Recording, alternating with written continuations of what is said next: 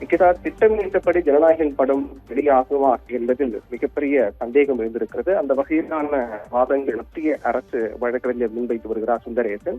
அதில் குறிப்பாக இந்த திரைப்பட விவகாரத்தை பொறுத்தவரையில் தணிக்கை சான்று சென்சார் சர்டிபிகேட் பொறுத்தவரையிலும் அவர்கள் மத்திய தணிக்கை குழு வாரியம் சென்சார் சர்டிபிகேட் வழங்கப்பட்ட பிறகும் கூட அது மறுபரிசீலனை செய்ய குழுவுக்கு அதிகாரம் இருக்கிறது என்று அவர் குறிப்பிட்டிருக்கிறார். குறிப்பாக ஜனநாயகன் படத்துக்கு எதிரான புகார் கடிதத்தை உரிய நடைமுறையின்படிதான் அது தாக்கல் செய்யப்பட்டிருக்கிறது என்றும் குறிப்பிட்டிருக்கிறார். அதிலும் நீதிபதி பல கேள்விகளை முன்வைத்திருந்தார். அதிலும் குறிப்பாக திரைப்படத்துக்கு யூஎஸ் சர்டிபிகேட் வழங்க முடிவு செய்யப்பட்ட பிறகு எதற்காக மறு ஆய்வு குழு அமைக்கப்பட வேண்டும் என்று கேள்வி முன்வைத்திருந்தார். அதற்கு பதில் அளித்த மத்திய அரசு வழக்கறிஞர் சுந்தரேசன், இந்த விவகாரத்தை பொறுத்தவரையில் மத்திய தணிக்கை குழு முடிவு செய்த பிறகும் கூட அதில் சந்தேகம் இருந்தாலோ திருப்தி இல்லை என்றாலும் கூட மறு ஆய்வு குழு அமைக்கலாம் என்று குறிப்பிட்டிருந்தார். இதில் மிக முக்கியமாக பார்க்கப்பட வேண்டியது என்னவென்றால், நாளை மறுநாள் ஜனநாயகன் திரைப்படம் வெளியாகும் என அறிவிக்கப்பட்ட சூழ்நிலையில் திட்டமிட்டபடி ஜனநாயகன் படம் வெளியாவதில் தற்போது சிக்கல் ஏற்பட்டிருப்பதாக தான் இந்த வழக்கினுடைய வாதங்கள் முன்வைக்கப்பட்டு வரும்போது பார்க்க வேண்டிய ஒன்றாக இருக்கின்றது. அதாவது 4 வார காலம் அவகாசம் வேண்டும் என்று மத்திய தணிக்கை குழு வாரியம் கோரிக்கை வைத்திருக்கிறார்கள். அதாவது இந்த திரைப்படத்திற்கு மீண்டும் பரிசீலனை செய்து மறு ஆய்வு செய்து அதற்கு உரிய சென்சார் சர்டிபிகேட் வழங்குவது தொடர்பாக 4 வார காலம் அவகாசம் வேண்டும் என்றும் குறிப்பிட்டிருக்கிறார்கள். ஒருவேளை 4 வார காலம் அவகாசம் வழங்கப்பட்டால் கிட்டத்தட்ட 4 வாரம் என்பது ஒரு மாதத்துக்கு பிறகுதான் இந்த திரைப்படம் வெளியாக வாய்ப்பு இருப்பதாகவே பார்க்கப்படுகின்றது. என்றால் அவர்கள் குறிப்பிடப்பட்டிருப்பதுபடி அனைத்தும் சட்ட நடைமுறைப்படிதான் 20 நாட்கள் வரை, அதாவது சென்சார் போர்டு சர்டிபிகேட் கொடுக்கப்பட்ட பிறகும் கூட அது மறு ஆய்வு செய்ய 20 நாட்கள் வரை அவகாசம் இருப்பதாக தெரிவிக்கப்பட்டிருக்கிறது. அதிலும் குறிப்பாக மறு ஆய்வு குழு பொறுத்தவரையில் 5 புதிய நபர்கள் நியமித்துக் கூட கொள்ளலாம். வேறு புதிய நபர்கள் 5 பேர் நியமித்துக் கூட கொள்ளலாம். அவர்கள் அளித்திருக்கக்கூடிய அந்த பரிந்துரை அடிப்படையில் இதற்கு சென்சார் சர்டிபிகேட் கூட வழங்கலாம் என்று மத்திய அரசு தரப்பு வழக்கறிஞர் முன்வைத்திருக்கிறார். நீதிபதி கேட்ட மிக முக்கியமான கேள்வி என்னவென்றால், ஜனநாயகன் படத்துக்கு எதிரான புகார் கடிதத்தை உரிய நடைமுறைப்படிதான் அது கொடுக்கப்பட்டிருக்கிறதா, எப்படி அது சென்சார் போர்டு பொறுத்தவரையில் அது ஏற்கனவே அது சென்சார் சர்டிபிகேட் கொடுக்க முடிவு செய்யப்பட்ட பிறகும் கூட எப்படி அது மறு ஆய்வு குழுவுக்கு அனுப்பப்பட்டது என்ற கேள்வியை முன்வைத்திருக்கிறார். அதற்கான பதிலும் கொடுக்கப்பட்டது. ஜனநாயகன் படத்தை பொறுத்தவரையில் அதற்கு எதிரான தணிக்கை குழு சார்ந்த ஒருவரால் அந்த படத்தை பார்த்துவிட்ட பிறகு அதற்கு பிறகு நேரடியாக தணிக்கை குழுவிற்கு நேரடியாக புகார்கள் வந்திருப்பதாகவும் அந்த புகாரின் அடிப்படையில் தான் அந்த நடவடிக்கை மேற்கொள்ளப்பட்டு வருவதாக மத்திய அரசு வழக்கறிஞர் குறிப்பிட்டிருக்கிறார். அதே போன்று இந்த திரைப்பட சட்ட விதி நடைமுறைகள் சரியாக பின்பற்ற வேண்டியது கட்டாயம் அவசியமாக இருக்கின்றது. ஒவ்வொரு திரைப்படங்களும் பொறுத்தவரையிலும் அந்த திரைப்பட சட்ட விதி நடைமுறைகளை முறையாக கடைபிடிக்க வேண்டும், அதை பின்பற்ற வேண்டும் என்பது அவசியமாக இருக்கிறது என்றும் மத்திய அரசு வழக்கறிஞர் குறிப்பிட்டிருக்கிறார். தணிக்கை வாரிய தலைவர் மண்டல அதிகாரிக்கு சான்றிதழ் வழங்க வேண்டாம் என கடிதம் எழுதுவதற்காக கூட அதற்கான உரிமை கூட அவருக்கு இருக்கின்றது என்று மத்திய அரசு வழக்கறிஞர் குறிப்பிட்டிருக்கிறார்.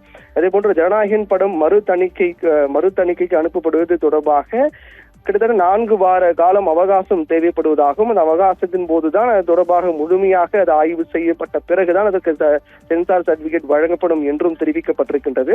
இந்த அடிப்படையில் பார்க்கும்போது திட்டமிட்டபடி ஜனநாயகன் படம் வெளியாகுவதற்கான வாய்ப்பு குறைவு என்பதுதான் இதன் மூலமாக தெரிகின்றது.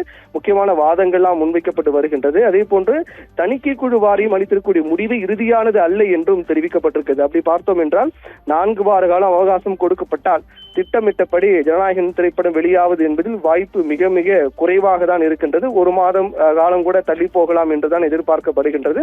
அந்த அளவுக்கான இது இரண்டாவது 14 காட்சிகள் என்பது சர்ச்சைக்குரியதாக இருக்கின்றது என்றும் அது அனைத்தும் நீக்கப்பட வேண்டும் என்பதுதான் தணிக்கை குழு வாரியத்தினுடைய அவர்கள் தரப்பு முன்வைக்கப்படக்கூடிய விடயமாக இருக்கின்றது. அதிலும் மிக முக்கியமாக ஏற்கனவே கூறியது போல பாதுகாப்பு படைகள் தொடர்பான காட்சிகள் எல்லாம் ஜனநாயகன் திரைப்படத்தில் இடம்பெற்றிருக்கின்றன.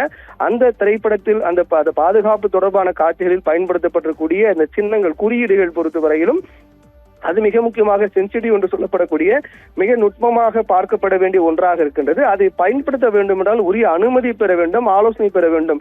அப்படி உரிய அனுமதி இல்லாமலோ ஆலோசனை இல்லாமலோ எந்த ஒரு திரைப்படத்தில் இது போன்ற பாதுகாப்பு துறை சார்ந்த சின்னங்களை பயன்படுத்துவதே தவறு என்றும், அந்த அடிப்படையில் பார்த்தோம் என்றால் இந்த ஜனநாயகம் திரைப்படத்தில் இது போன்ற சின்னங்கள் அதிகமாக பயன்படுத்தப்பட்டிருக்கிறது. அது எப்படி பயன்படுத்தினார்கள், உரிய அனுமதி பெறப்பட்டதா என்பதற்கான எந்த விளக்கமும் சரியாக இல்லை என்ற ஒரு புகாரையும் தெரிவித்திருக்கிறார்கள். இந்த திரைப்படத்தை ஒரு பொதுவாக ஒரு திரைப்படம் வெளியாகும் திரைப்படத்தை முழுவதுமாக பார்த்து தணிக்கை சான்று, அதற்கான சர்டிபிகேட் சான்று வழங்குவார்கள். மத்திய தணிக்கை குழுவாரியம் அதற்கான சான்று சர்டிபிகேட் வழங்குவார்கள். அந்த அடிப்படையில் படத்தை முழுவதாக பார்த்துவிட்ட பிறகு அதற்குரிய ஒரு அதிகாரி தான் புகார் தெரிவித்திருக்கிறார். அந்த புகாரின் அடிப்படையில் அந்த நடவடிக்கை, இந்த ப்ராசஸ் என்பது, நடைமுறை என்பது நடைபெற்று வருவதாகும். இதனால் 4 வார காலம் அவகாசம் கொடுக்கப்பட்டால் 1 மாத காலம் தள்ளி போவதற்கான வாய்ப்பு இருக்கின்றது. அப்படி அது 1 மாத காலம் இந்த திரைப்படம் வெளியாவது தள்ளி போடப்பட்டால் விஜய் ரசிகர்களுக்கு ஒரு மிகப்பெரிய ஏமாற்றமாக அமையும். ஏனென்றால் விஜயை பொறுத்தவரையில் அரசியலில் அவர் நுழைந்த பிறகு அவர் நடிக்கக்கூடிய கடைசி படமாக ஜனநாயகம் திரைப்படம் இருக்கும் என்று அறிவித்திருக்கிறார்.